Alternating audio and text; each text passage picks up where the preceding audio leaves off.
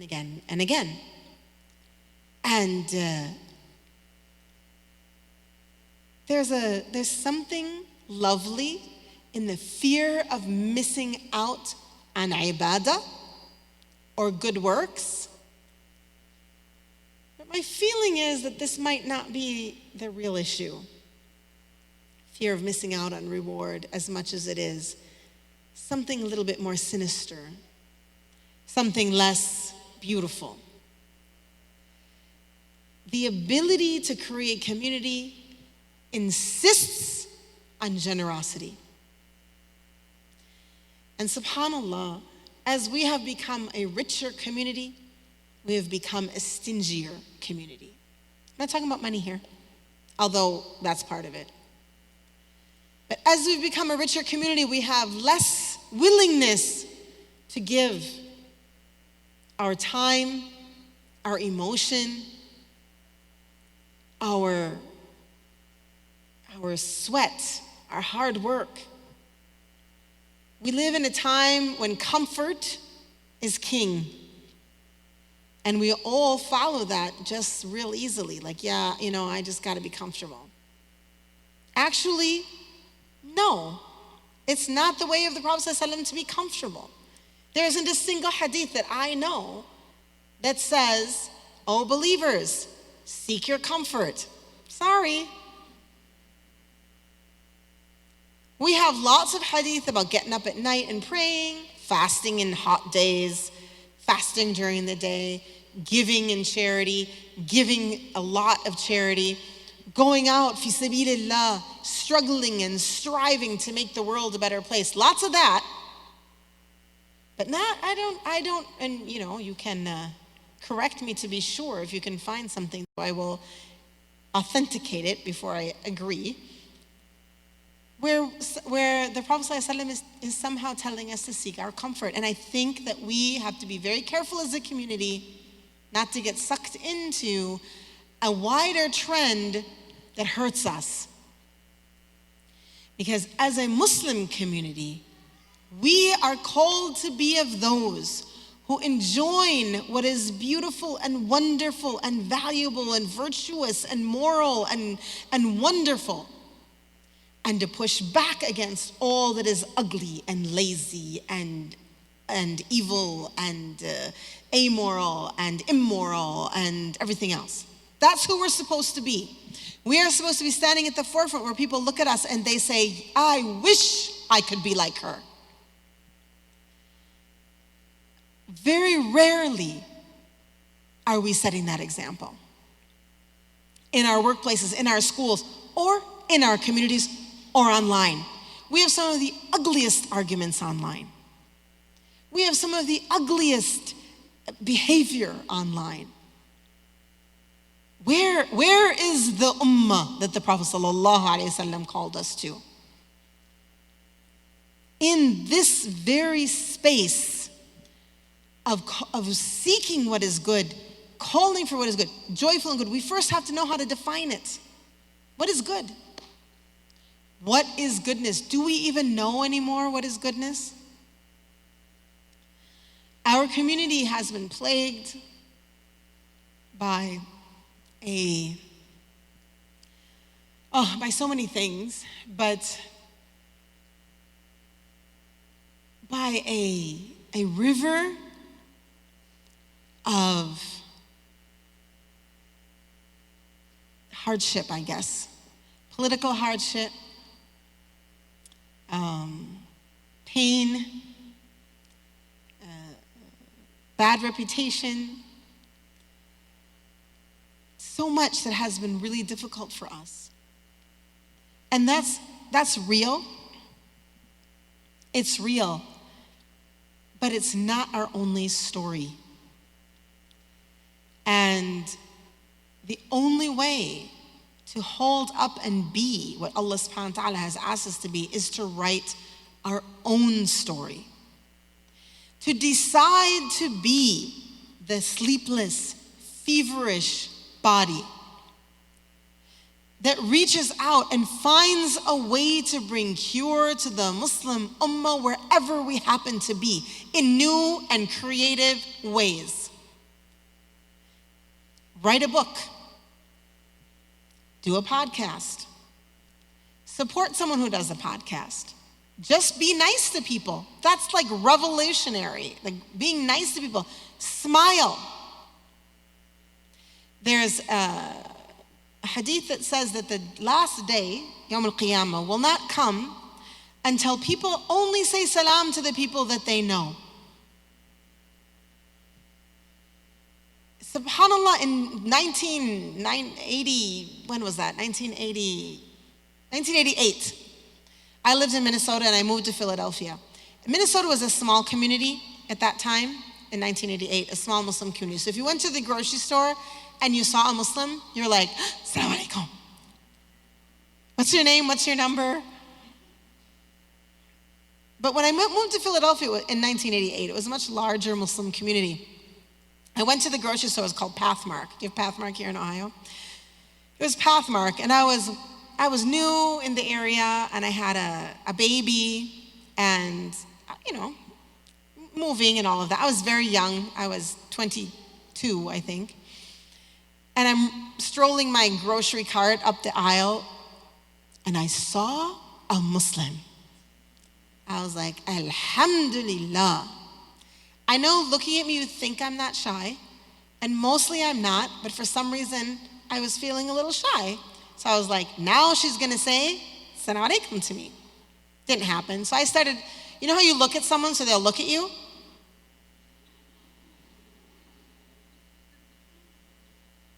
Looking away. She's like, who is that crazy woman? I don't know her. And I went home, I was so upset. I told my husband, this is a horrible city. It's a terrible place to live. Next day or next week, next time I went to Pathmark, same thing, and a Muslim woman. I was like, okay, that woman, she was having a bad day. It happens. Haram, it's not her fault, she's having a bad day. Here we go. Same thing. This one, she looked at me and she was like, I also remember I was from the Midwest, which is very friendly, and the East Coast, not so much. So I was just like, this is not gonna work. And it took me 4 or 5 visits to the grocery store before I finally said, Assalamu alaikum. And then the lady was like, Alaikum salam. But it also indicated a really sad trend in our society that we have stopped giving salam to the people we don't know. And in this term of giving salam, it's not just saying salam alaikum. It's not just, although that's a very important part of it, but it's also the extension of a greeting that invites someone into your life, that invites someone into your world, where you say to that person, I am available to be your friend. I am available to be your muhajir. And you can be my ansar. Or the opposite, whatever. I'm available to stand for you as the Prophet ﷺ taught us we must stand if we are to build community. This attitude of aloneness is hurting us. So I want to just make sure that I'm a little bit talking in circles, I feel like. So let's put a dot our I's and cross our T's, so to speak. So the first thing that we're talking about here is that if this community is to survive into the next century, if we are to begin to carry ourselves in ways that will work, we have to hold on to ibadah. This is serious. I really need to, this is serious. We are a community that is missing the fard prayer more than we are praying our time and regularly. In a year, do you know anyone, how many people do you know that don't miss a single fard prayer in an entire year? Can you count them on more than one hand? Ya Abshum, shame on us.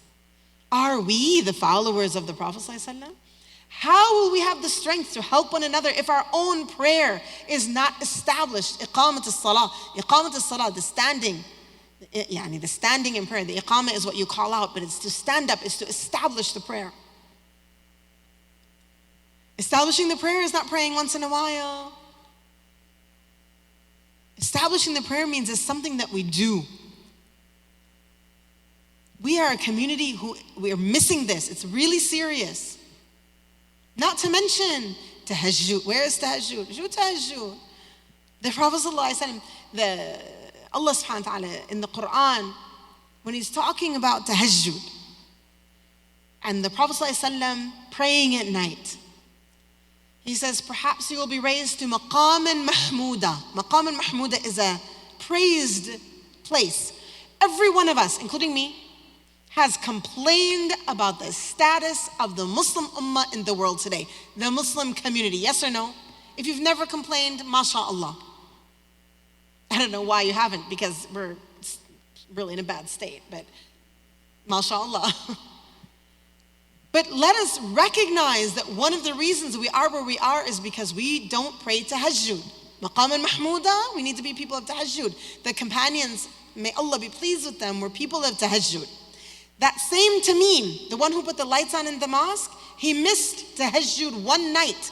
And in tawbah, in repentance for that, he prayed all night, every night for 1 year. Of course we are where we are. It's not a fast and easy solution.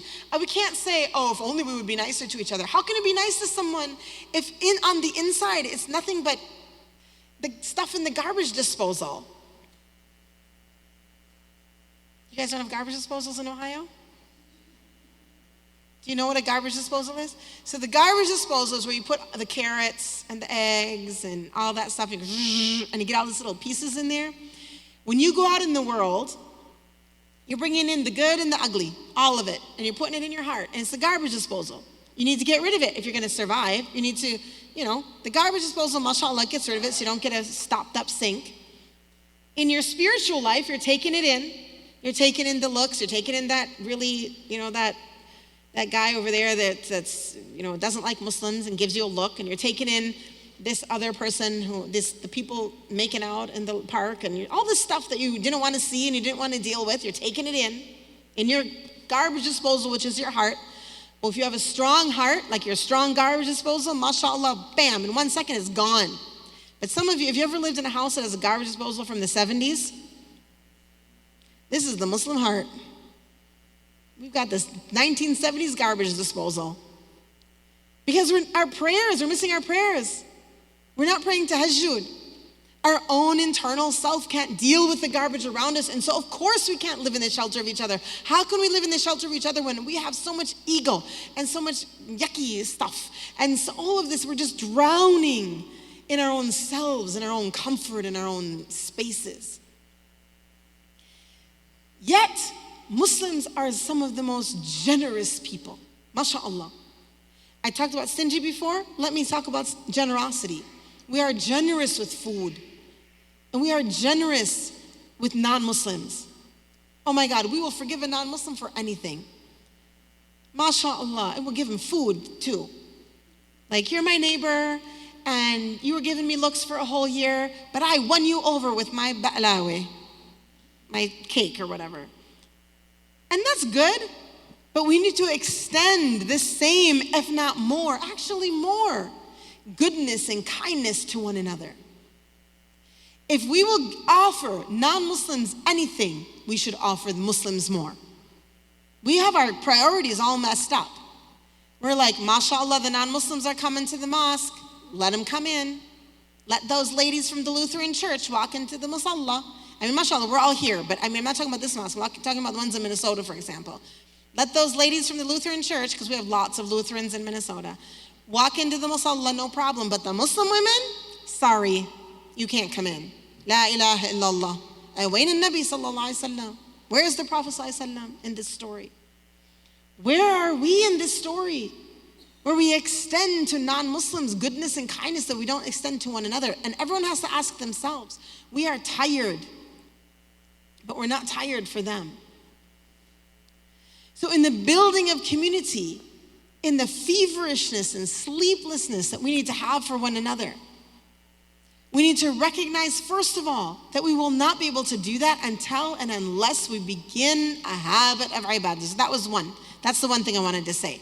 The second thing is in this concept of community and thinking about it and becoming active and thinking and being creative and learning how to get out of ourselves to raise ourselves to this maqam al-mahmuda, to this place of praise. I don't know about you, but it makes me sad that when Americans think about the most moral community in the United States, they think about Mormons. If you were to ask your sort of typical American, who's the most moral community as a community, not as individuals, they'll tell you Mormons. We need to be that community, not just that they think about us like that, but that we actually are. And unfortunately, I don't think we are right now. We have work to be done. The work can be done. We can be in that place but we need to own our values. We need to own our values and be proud of them. We have to stop. We have to stop thinking, oh, I want to live like A or B or C or X. No, we want them to want to live like us. We have the most beautiful system of values ever. A system that asks us to be generous and kind. A system that calls on us to be moral and virtuous. A system that asks us to be patient and set aside our ego, set aside arrogance, set aside all of this. We need to be proud of this and live it proudly. If you're at work and everybody wants to go drink, don't be like, I can't go. I can't really go. No, I don't go places like that. In my cohort at the university that I just graduated from, the cohort, every Friday night they would go out to drink or go out to eat. They would say they're going out to eat, but And they were like, at first they didn't ask me, and then they felt shy that they didn't ask me because that's how Americans are, And I said, no, that's okay. I don't go places like that. I'm not embarrassed that I don't go places like that. I'm not embarrassed that I don't participate in actions like that. I'm quite proud of my faith, proud of the system of morals within our faith that calls on us to stay away from things that damage and hurt families and communities and individuals. And that's how we should all feel. When people are, we shouldn't be in this situation where we're being accused of having moral values. And our response is, well, no, it's not that bad. No, hang on a minute. That system is turned around. We are the ones who should be proud. I was in Salt Lake City, and this is a few years ago now, 6 years ago, 5 years ago, whatever. And I went to a bookstore there, a Mormon bookstore, and they had this whole shelving unit of modest clothing for men and for women. And I was like, oh my God, I just hit the best shopping mall ever. I was so excited. And I got a little basket, and I started pulling off all these different things and putting them in my basket. I was so excited. And I went up to purchase these modest clothing, of which most of them were modest underclothing, t-shirts and long pants and things like that. And I set them on the counter, so proud and happy that I was like, what a deal, like, alhamdulillah. And the lady said to me, oh, could I see your LDS number? I said, excuse me? I said, yeah, what's your number? Your LDS, Latter-day Saints, whatever, your religion number. I said, well, I don't have one, I'm not Mormon. And she said, I'm very sorry, I can't sell these to you. What kind of pride is that? I was like, I had many feelings. One is, oh man. And another was, I was jealous for my community. Where is our bookstore or shopping center that sells truly modest clothing? Not modest clothing with a wink. Truly modest clothing where we're like, this isn't a scarf around your shoulders. This is for your head, lady. Like, we're not proud of that. We're not proud of this. We're kind of shrinking violets when it comes to talking about our moral values. If we want to create community, we need to be proud of who we are as a group and as a unit. We need to go way beyond what any other group has done and have a pride and in a healthy pride in who we are and who our sisters are. Get to know each other. Get to know each other, because there's internalized stereotypes that we have about one another, where we're not really sure how successful you are. Are you actually cool or not? La wallah, everybody is cool. MashaAllah. I would like to assure you, at least the women in this room, you're cool. I apologize to the brothers, but I just don't know you. You're cool wherever you go. You know why you're cool? If nothing else, especially if you wear a hijab, because you are brave. You are brave, and America respects bravery, and respects courage, and respects commitment. And if you wear your courage and your commitment on your sleeve, actually on your head, you are building community without even knowing it. Worship, I see I'm running out of time. So worship, creating systems. I don't know what all those systems are, but I suggest to you that we use online tools. This is what I do. Some of you know we have all these WhatsApp groups, we have Facebook stuff, Twitter, all these things, in an attempt to create community so there's a soft place to land as we are out there every day in our feverishness and our sleeplessness in working to build community. That is building the masjid within and without. Building the masjid within and without, and creating companionship. And one thing I want to say before I'm done is, when we talk about companions, be very careful.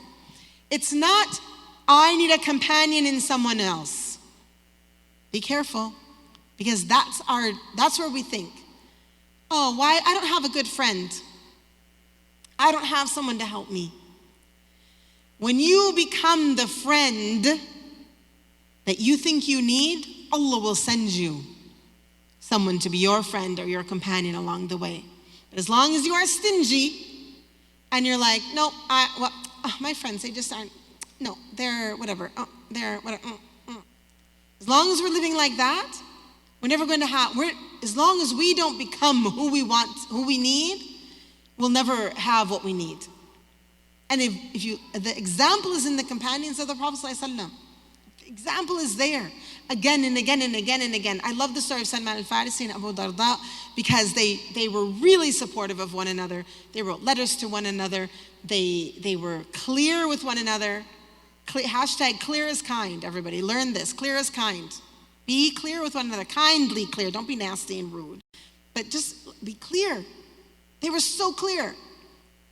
One of them was Salman al-Farisi, who was at the ribat, at the front lines, and Abu Darda went to Hajj, and I think or else it's the opposite, but one of them went to Hajj and the other one was at the front lines, and they wrote to each other. One of them saying, why aren't you at Hajj? It's Hajj time. The other one saying, how can you go for your own personal, spiritual feelings when the Muslim Ummah needs you standing here at the front lines? This is what we need from one another. This is what we need from one another, so that we can stand up together, so the work can get done, so that we can be 10 years from now truly a community that the Prophet ﷺ would be proud of, a rich and deep community that is holding on to the sunnah of the Prophet ﷺ deeply, strongly, together as a community, not as all individuals, but remembering that if someone in this community isn't doing so great, then I'm going to have sleeplessness and feverishness until I see her doing better. And if someone in this community, this Muslim community, not this in this room, is out in the world somewhere, incapable of attending what they need, I'm going to have sleeplessness and feverishness until I figure that out. And if people online are struggling and falling away, if converts are in pain and there's distance, if young women are suffering, if youth of whatever age, any human being, if our elders are alone, I'm going to have sleeplessness and feverishness until I find a way to bring back the sunnah of the Prophet ﷺ, to bring back this concept of masjid, to bring back this courage. I'm going to take my courage and my commitment to uplift this community. And in that way, we don't have to try. It'll just become the community that we are meant to be. It'll become a community of bright stars. And to circle back to ibadah before I close, one of the tabi'een said, tabi'een are those who came after the companions, so someone who didn't meet the Prophet ﷺ, but met the Sahaba. He said, the houses in which people get up and pray tahajjud sparkle or shine to the angels like the stars shine upon us. If we think about this concept, and we think about our world today, we can wonder, how dark has the earth become for the angels? And we can be all by ourselves the beginning of that change. Because if we then get up at night, our house will begin to sparkle and shine. And if we can bring those houses together, we can create communities, sparkling, shining communities of light, which will spill over into our daily lives, spill over into our community life, and help us to live as the sisters and brothers, the community of helpers, Ansar and Muhajirin, that we were taught to live as at the time of the Prophet ﷺ. And that throughout our history, we were only successful when we imitated that or lived that, and when we did it intelligently and with vision. So let's have vision, understand the world we live in. It's a digital world. Let's harness that and use it. Let's be people of ibadah and worship and prayer and tahajjud, and recognize that when we're not, it's a serious problem. It's not just yallah. It's a serious problem. Let's create a generosity of spirit, of giving of time, and being happy to give. A generosity where we're not so much in need of our comfort, but we're instead in need of pleasing Allah subhanahu wa ta'ala through the helping of others. Trust me, the more you please Allah, the more you're going to have comfort. That it's just going to be different. The problem is that we're so uncomfortable because we're not praying, that we're seeking comfort in other things that they only bring comfort for a moment. But we need a comfort that will last. So our own hearts, the garbage disposal of the world, can breathe the 2019 model and work really fast and work really well, so that wherever we are and whatever we're doing, we're just ready to keep on going and keep on standing up and keep on standing in courage and commitment and in holding each other and thinking about this idea of living in the shelter of one another. And living in the shelter of one another doesn't mean that there will never be problems. That we also have a little image problem where we think that religious people are perfect. It's just not true. It's just not true. And that 100,000% includes me. No one is perfect. And even if there may be even something in me that I think is good, that you might think is weird or not so good. Because there's also differences of opinion and difference of culture. So we have to be generous with each other in accepting our differences and not make people live up to what we think is the only way to live. It's okay if someone doesn't grow organic tomatoes. It's okay. It doesn't make them a bad person, even if you really believe in organic tomatoes. And it's okay to grow organic tomatoes and spend time in that kind of a garden and growing things like this for your family and for yourself. This is not a place that we should be divisive. It's not a place we should divide. Not here, not any place like that. We should love and look up to and respect each other's cultural differences, not feel entitled, feel generous, and recognize that if somebody does something that you don't approve of or you don't like, it's a lesson for you to learn from, not a time for you to whine and complain and yell at that person. That's a really important paradigm shift.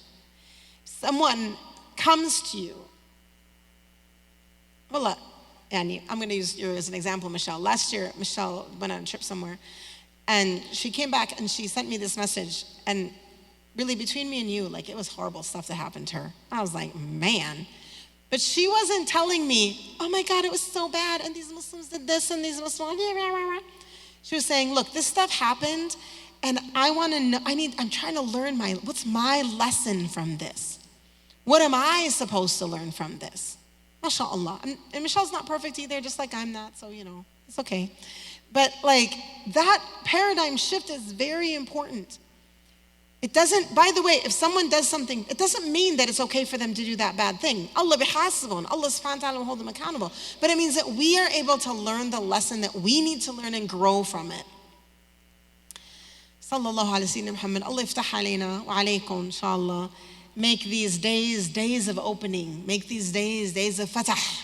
Make these days where the Muslim ummah truly turns around and becomes an ummah of dhikr and dua and salah and Quran and ibadah, so that we can truly stand and carry this message in the ways we were meant to.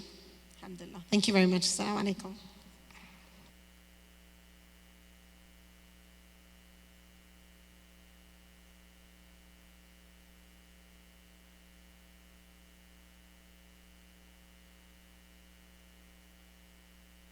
Sure. 5 minutes for questions.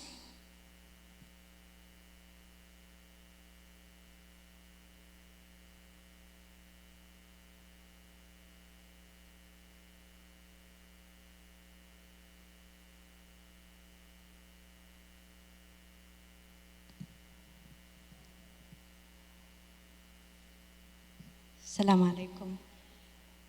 So my comment is about, I agree with the need to be present online, like to counteract all the opposite, thoughts against Islam. But I think that we should be careful at the same time that it will not disconnect us from the physical mosque. And you know all about those negative consequences of digital media and all that stuff, where the whole family disconnected and they are not coming together. So we need to be careful of this as well, just not to use it as to replace the physical gathering and coming together. Yeah. I want to comment on that, because I'm certainly, absolutely, we're not talking about replacing, and I don't mean that at all. And I hope it's obvious to you that I recognize that there is much online that it can be harmful and dangerous, as there is much offline. We're really good at teaching ourselves and teaching our children how to avoid offline dangers. There are neighborhoods we don't go to, there are places we don't go, there are times at night we don't go out, that we've got all those rules. We need to become proactive about figuring that out about online. I think maybe I wasn't that clear. That when I say we need to harness it, I don't mean we just need to visit it or spend time on it. In fact, if you haven't figured out about harnessing it, we probably shouldn't be spending time there. I mean, we need to think deeply and seriously about how to use those tools in order to create community in ways that are positive. And just like we use our communities, our physical communities, we need to learn how to use the online communities for positive change and growth. That's what I mean. So I'm really glad you said that, because in case there was a misunderstanding about what I was talking about. Yeah. Anybody else?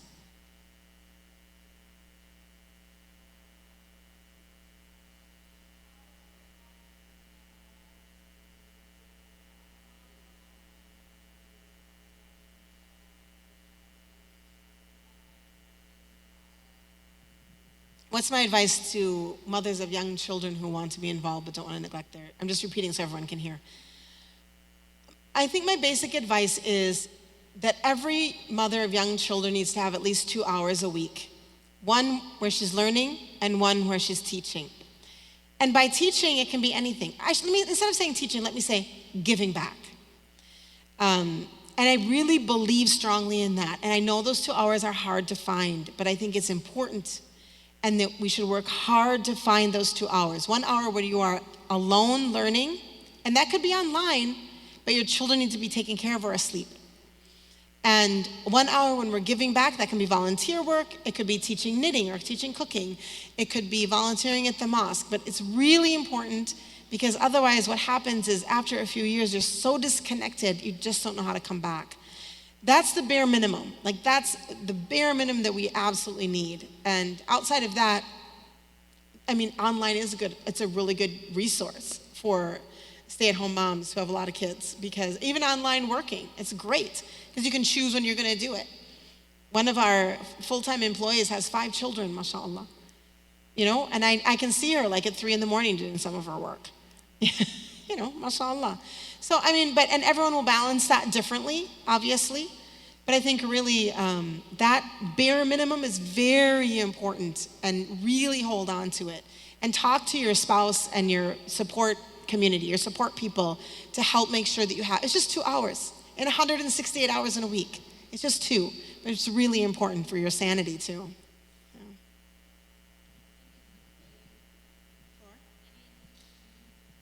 My advice for the youth will be happening all weekend at the Friends Fun and Faith Camp. The mothers are like, but I want to hear it too. Nope.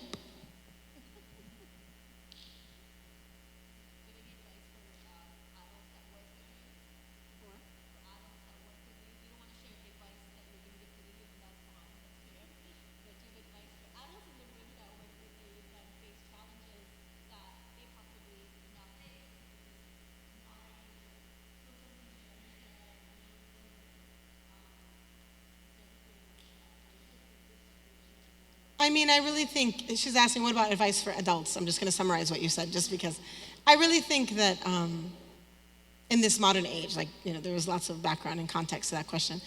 But I really think suhbah is very important. So the example of Muhajirin and the Ansar, collect your suhbah, collect your community. And it's okay if they're online. Like, it's okay if you reach out to people online, but have your people that you rely on. And you really, I can't emphasize enough the need for ibadah. Without ibadah, it's not gonna work. So, and then, you know, all the other stuff, like you gotta be organized and you gotta take advantage of the 168 hours. And also, they're interacting with me today? Youth. I heard you wrong, my apologies. Be respectful. Adults that are interacting with youth need to be respectful. We've got to stop criticizing the youth. The youth they are the ones with the energy. They are the ones with the good ideas. They're some of my favorite people, to be sure. And the worst thing about older people is when we start looking down at people that are younger than us because they're not the same as us. And it's so important to have not fake respect, but real respect. It's critical. We have to have real respect, or it's just not going to work.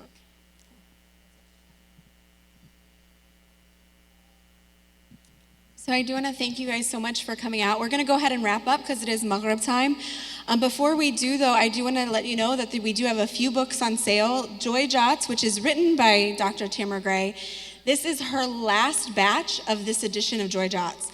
So if you want to say I was in on the first edition, then you want to get it while it's there. This is it. Like in the whole, like any books on sale, we have them here. None left. There's nothing at Daybreak store, so there's that. Also, she mentioned the Friends Fun and Faith Camp this weekend. We do have 2 or 3 spots left. Very strict, 13 years old to 17 years old. If you want to register, go online at rabata.org/youth camp, and you can do that, but do it tonight, because at midnight, registration is closed, and we're good to go. So thank you all so much, and if we could give Dr. Gray a round of applause just to thank her. And we're so appreciative.